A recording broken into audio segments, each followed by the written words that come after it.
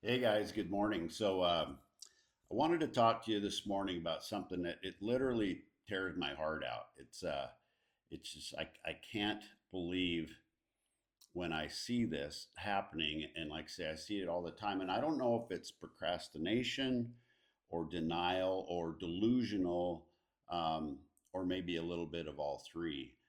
But it's these people getting these signals, these little messages and not paying attention to them. And you know what I'm talking about. If you're over 50, a little stiffness when you get up from a chair or get out of bed, that your patience is just kind of decreased. You're just kind of grumpy, or you feel that fatigue, that kind of, uh, you know, afternoon crash. You want to take a nap, or the getting up at 3 a.m., right? The wake up at 3 a.m., or that you're justifying that extra weight that you have because you can just look at your belt and tell that. And I'm not being critical. This is just what I see every day. It's I'm not judging or anything. It's just what I see, and we've got to recognize these things. And we've got to take action before it's too late. Okay, so that what I call the growing acceptance of a declining average, right? All your buddies, are kind of out of shape, got a big belly. They're not anything like they looked like when they graduated high school, but it's okay because everybody has that. And hey, we worked hard, we worked our ass off, so we should be able to go just play and eat whatever we want and drink whatever we want, and we deserve it, right? That whole thing. But the problem is this starts out with a whisper. I see it all the time in the people that I talk to in the gym or out on the trail or at the coffee shop or wherever. On the golf course, I see this all the time. And they're talking about things that I would categorize this way. It's like it starts with a whisper. It's like you kind of hear this noise. You're kind of like, that doesn't seem normal. That's, I used to be able to do this without getting out of breath, or I used to be able to stand up, real easily, and it didn't bother me. It starts out as a whisper, and then maybe there's a little nudge, just a little push. And if you keep ignoring that, it becomes a slap in the face. And if you keep ignoring that long enough, it turns into a full takedown, right? So the heart attack didn't start yesterday, right? The diabetes didn't start yesterday.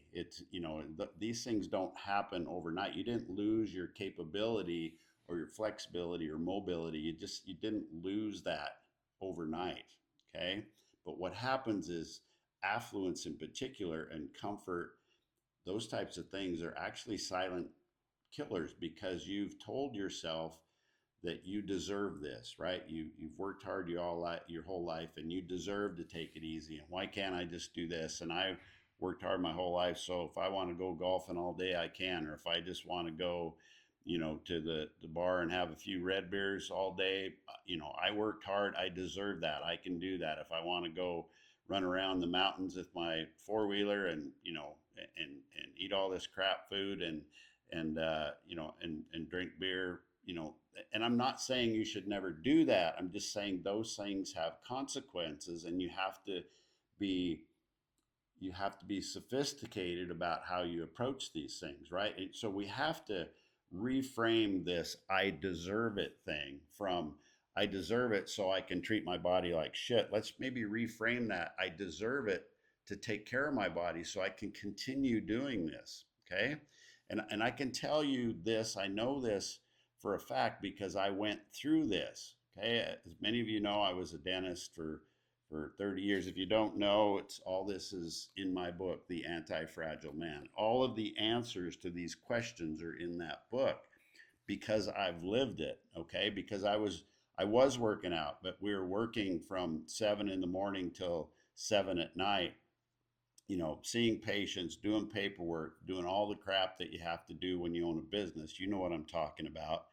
And toward the end, I just felt like something was off. I didn't know, but I knew I was eating pretty good. Yeah, I could have done better, especially compared to what I know now. But I was doing the best I could at the time, but I felt it, just something was off. I knew that. So I was getting those whispers. Okay. And the difference is I didn't ignore that. I went to the doctor. I went to multiple doctors. I finally found a person at Brigham and Women's Hospital in Boston that was a specialist in the blood disorder that I have. And she was able to number one, give me a diagnosis so I knew who the enemy was. I knew what to do. I knew I had to fight. But the the the thing about that is most people that have what I have can barely function on a daily level, let alone thrive and survive and get to do the amazing things I get to do. Okay, so I've been there, I know that, but the difference is I listened when there was a whisper. I didn't wait till the nudge. I didn't wait till the slap in the side of the face. I didn't wait till I got knocked down. Okay, and the other part of that is sometimes you're just going to get knocked down. You know, life is not fair. You know, it's that happens. And so are you capable enough when that happens? Have you done the work ahead of time, right? Have you dug the well before you get thirsty to be capable enough, right? A lot of guys, when you, hey, how you doing today, they're like, oh, I'm fine. Well, trust me, fine does not equal capable. It's not the same thing. And here's the other thing that just kills me is a lot of guys won't do this for themselves. They know it. Like, say they're either procrastinating, they're in denial, or they're just flat out delusional. But we need, as a society, we need strong, capable men. We owe it to our forefathers, our dads, our grandfathers, our forefathers of this country. We owe it to them to be as strong and capable as we can be. Yet, as the generations go along, because there's getting to be more and more affluence and more comfort, we're actually getting, as a group of men, we're actually getting softer instead of getting stronger. And that's just not right. You know, I don't care who you are, what you do, you know, in your heart of hearts that that's not right. Because at the end of the day, this isn't about us, it's about our families, it's about our communities, it's about our countries. And if we don't have that segment of society, everybody talks about, oh, the young kids growing up, you know, coming up along now, or, you know, they're soft and they don't know how to do a day's work. Well, what about you? Are you doing what you need to do? Are you setting the example for them? Because these kids, even if they're running around with their pants down around their knees and they act like they could give a shit and they're just on their phone all day, they're watching you. They're paying attention to what you're doing. So what message are you sending them? So if you won't take care of yourself for yourself and your family, at least do it out of a sense of obligation to keep society strong. We need a strong male part of society. We need strong females. We need that maternal instinct as well, right? We all have our gifts. And that doesn't mean I'm trying to throw anybody into a box, but we need strong males in our society to lead the way, to make an example, and to reach our full potential, right? And so I just can't stress this enough that there there is a way for you to be in the shape that you were in when you graduated high school. And most of us, I mean, that's not true with a lot of these kids today, but most of us, when we graduated high school, we were in pretty good shape, right? We we're pretty capable. Our bodies were still functioning, right? But as we get older, we start to accept this decline. And I'm telling you, I've coached hundreds of men that can prove you wrong.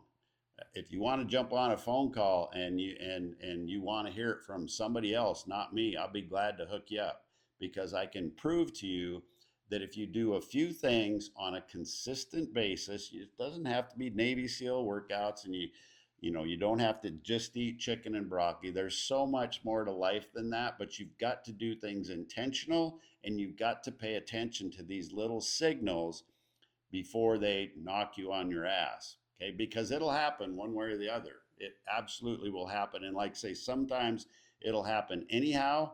And are you going to be able to get back up? And if you look at that, I mean, that's what happens to older people, right? What's the stereotypical thing of older people? They fall, they break a hip, they have to go in the hospital, then they're laying flat, they get pneumonia, and then they die. It's because they don't have any reserve capacity. Because if you have a reserve capacity, you build a little bit of muscle, a little bit of strength, you fall down, you don't have to break your hip, right? The reason their hips are osteoporotic is because they don't do anything to stimulate the growth. They don't lift any heavy things. And if your muscles and your bones are not getting stressed occasionally, what happens? They atrophy, they weaken, they get smaller, they get less dense, and that's why you have these problems. It doesn't have to be that way. And it just breaks my heart to see these people thinking that that's the way that it has to be. And that's just the way it's going to be. And, that happened to my dad and my grandpa. So it's going to happen to me. No, it doesn't have to be that way. So, you know, send me a direct message. Let me know what signals your body is sending you. I can send you some information on that thing in particular if that's what you want. Message me vital. If you're, I have a 120-day transformation program.